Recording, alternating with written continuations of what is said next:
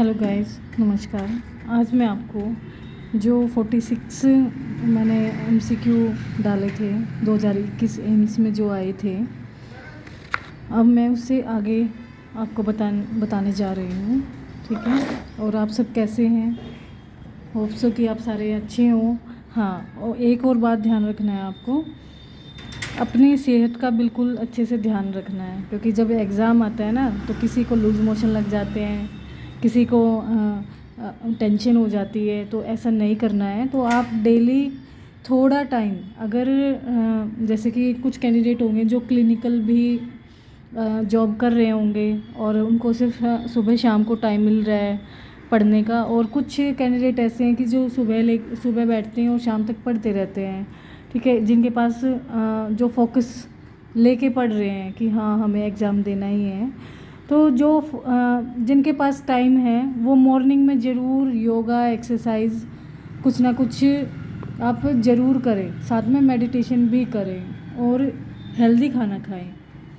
दूसरा, जो clinical work कर रहे हैं उनको मैं एक छोटी सी गाइड देना चाहती हूँ। वो क्या करें, वो शाम को जैसे ही अपने घर जाते हैं थोड़ी देर रेस्ट करें। रेस्ट करने के बाद सबसे पहले उनका वर्क होना चाहिए कि वो नहाने के बाद फिर वो थोड़ी देर मेडिटेशन करें, तो अपने बॉडी के अंदर एनर्जी लेके आएँ और एनर्जी लेने के बाद ही अपनी स्टडी को शुरू करें। देखो, अगर सारा दिन आप बाहर रह के क्योंकि बाहर रहेंगे तो बोलेंगे भी, आपकी एनर्जी वेस्ट होएगी। ठीक है, और सारा दिन थकान भी होएगी। उस थकान को सिर्फ और सिर्फ कौन दूर कर सकता है? ओनली दूर करेगी सिर्फ मेडिटेशन। तो आप मेडिटेशन ज़रूर करें और फिर अपनी स्टडी की शुरुआत करें।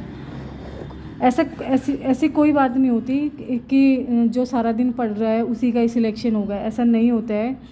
जो क्वांटिटी से पढ़ता है, जो अच्छी क्वांटिटी से जो स्टडी करते हैं, सिलेक्शन उसी का ही होता है। ऐसा नहीं है कि वो सारा दिन बुक लेके बैठे हैं और पढ़ रहे हैं और बहुत सारा सिलेबस इकट्ठा करके पढ़ रहे हैं। ठीक है, तो ऐसा नहीं होता है कि उन्हीं का ही सिलेक्शन होगा। उनका भी हो सकता है जो क्लिनिकल सारा दिन वर्क करके और कुछ टाइम के लिए, क्योंकि उसके पास टाइम थोड़ा होता है तो वो कुछ पढ़ेगा, ज़्यादा तो वो पढ़ नहीं पाएगा क्योंकि उसके पास टाइम ही नहीं है।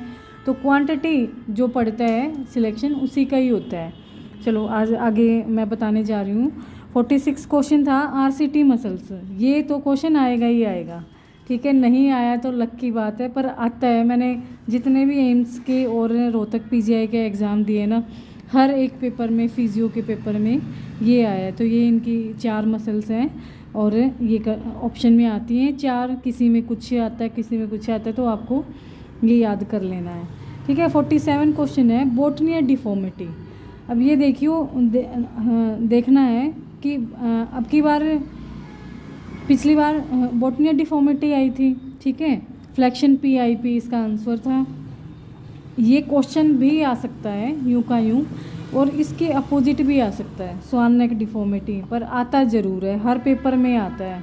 ठीक है, 48 क्वेश्चन था gymnastic injury of chronic pain. ठीक है, स्पोर्ट्स का ये क्वेश्चन है। तो जिम्नास्टिक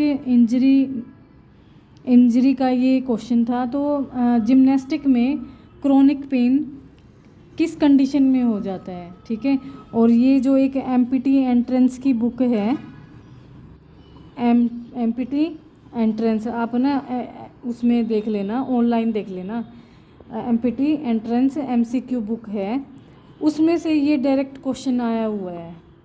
ठीक है, तो ये इस तरीके से आपको करना है। तो मैं स्पॉन्डाइलोलिसिस इसका आंसर है। 49 क्वेश्चन है ड्यूकेरियन सिंड्रोम मसल। ठीक है, देखो ये 2 वर्ड हैं, ड्यूकेरियन से 2-3 डिजीज़ है, आप ये देख लीजिएगा। तो ड्यूकेरियन डी से जो डिजीज़ शुरू होती है ना, एक और है उसका मुझे नाम याद नहीं आ रहा है अभी फ़िलहाल। तो ये 2 कंडीशंस हैं जो डी से, एक कॉन्ट्रैक्चर है और एक सिंड्रोम है। ये दोनों करके जाना है आपको, ठीक है। तो इसकी मसल्स आपको याद करके जानी है कि ड्यूकेरियन syndrome muscles, adductor pollicis longus and extensor pollicis brevis, ठीक है। तो ये क्वेश्चन है, और एक और है, आप कर लेना है इसको। ये ऑर्थो का क्वेश्चन है, ठीक है। ऑर्थो में ये 2 क्वेश्चन आते हैं। ये पिछली बार आ गया था, एज इट इज़ आ भी सकते हैं, और नहीं आएगा तो इसका अपोजिट आएगा। 5th क्वेश्चन है, which disease occur due to break down of acetyl choline. मैंने न्यूरो में भी आपको बताया होगा। Which disease occur due to break down of acetyl choline. जब एसिटाइल कोलिन का ब्रेक डाउन हो जाता है तो कौन सी डिजीज़ हो जाती है? तो यहाँ पे था पार्किंसन डिजीज़, और डोपामाइन से कौन सी हो जाती है? मैस्थेनिया ग्रेविस, ठीक है। ये मैंने न्यूरो में भी आपको बताया है।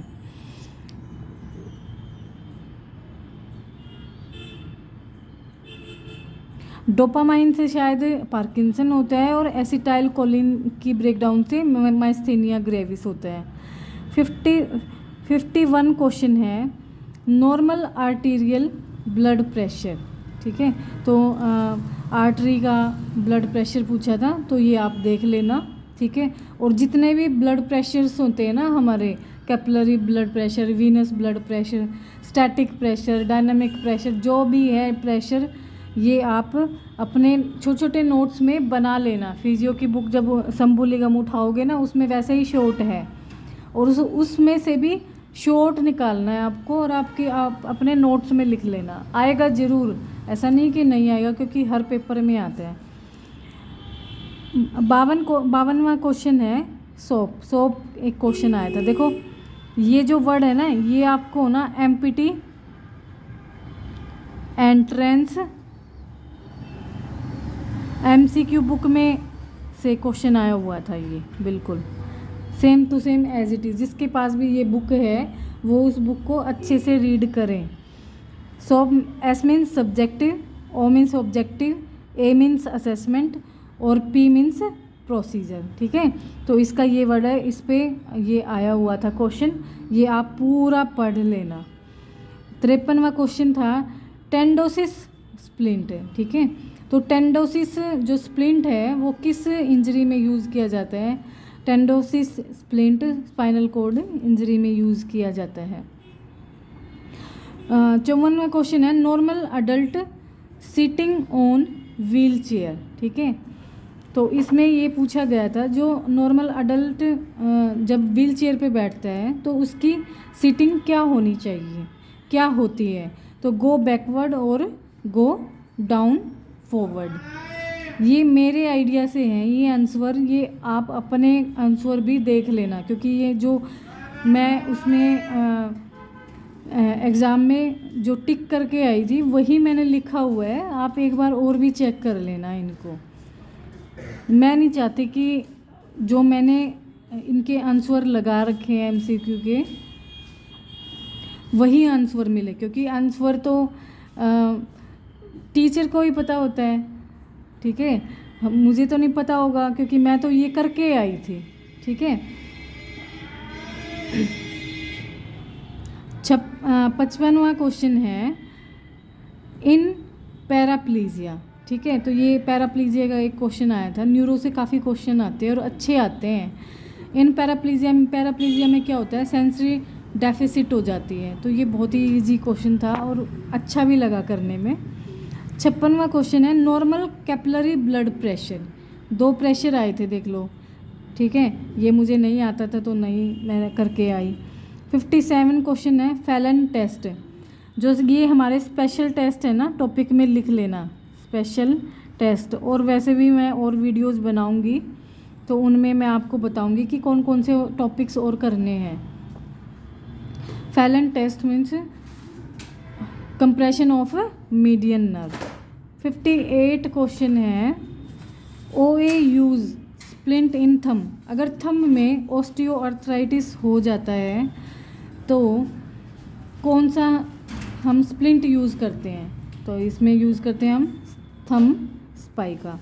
आज 59 क्वेश्चन है, centre of gravity high in which phase. देखो आप ना मेरे सेंटेंस पे है ना हंसना मत, क्योंकि जिस टाइम में मैंने ये राइट डाउन किए थे ना, तो मैं जैसे ही एग्ज़ाम मैंने दिया था और मुझे जितने क्वेश्चन याद थे मैंने वो अपनी कॉपी में डाल दिए और वो उल्टे सीधे भी डाल दिए। मेरी ये वही डायरी है और मैं दोबारा से इनको वापस लिखना नहीं चाहती। तो centre of gravity high in which phase, ठीक है, कौन से फेज़ में हमारी सेंटर ऑफ ग्रेविटी हाई होती है। तो जो हमारा जैसे कि मिड स्टांस फेज़ होता है और स्विंग फेज़ होता है, तो जो हमारा मिड स्टांस फेज़ होता है उसमें सेंटर ऑफ ग्रेविटी हाई हो जाती है। 60 क्वेश्चन है वाइब्रेशन पाथवे। देखो ये ऑर्डर्स में आया हुआ है, ascending and descending order, vibration pathway. तो इसका क्वेश्चन था डोर्सल कॉलम मीडियल लेमिनेस्कस पाथवे, ठीक है। तो इस वीडियो में मैं बस इतने ही क्वेश्चन आपको बताना चाहूँगी, क्योंकि फिर लेंदी वीडियो बन जाती है, अपलोड करने में थोड़ा सा टाइम लगता है। तो आगे नेक्स्ट क्वेश्चन हम करेंगे जीके के क्वेश्चन, ठीक है। और उसके बाद फिर कुछ ऑर्थो और भी क्वेश्चंस आए हुए थे, वो जो मैंने बाद में लिखे थे वो मैं उसके बाद बता दूंगी आपको, ठीक है। Okay guys, bye.